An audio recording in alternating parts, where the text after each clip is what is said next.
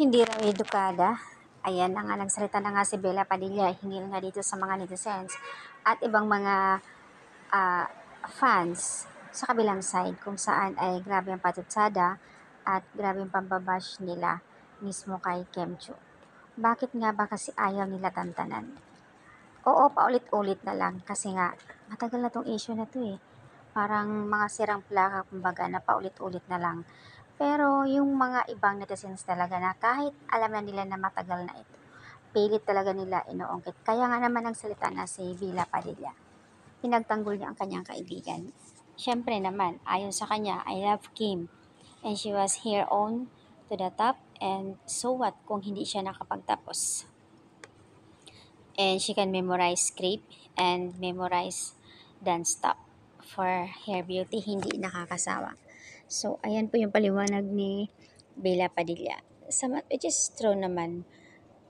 Ayon nga dun sa isang director na talagang hatak si Kim, hawak pa niya yung script na parang kahit wala doon sa script na dinadagdagan pa niya. Ang galing.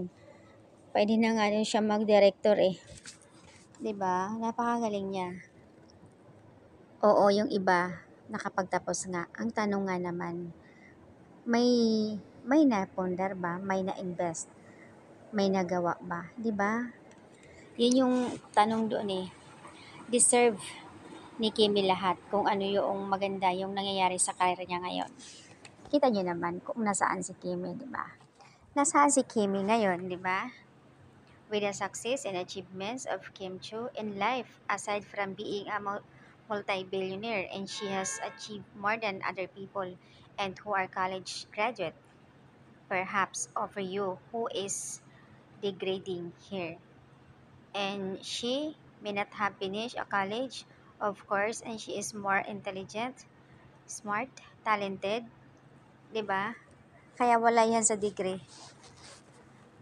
Mas lalong hinahatak at humahakot si Kim nga endorser. Nagiging endorser siya latest lang sa Tanduay.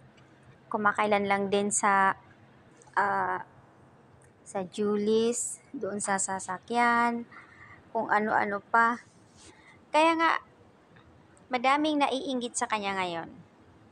Bakit ba kasi ano ba yung pinagmamalaki nila? Kailangan nilang ibabash pa ito si Kim.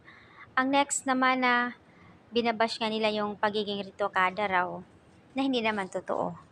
Tapos, nung launching ng Tanduay, dahil sinabi na naman nila, buto-buto na raw natitira. Wala nang laman. Saan ba talaga lulugar si Kim? Lahat na lang nakikita nila. Daming naiinggit dahil nga sikat nga siya, di ba?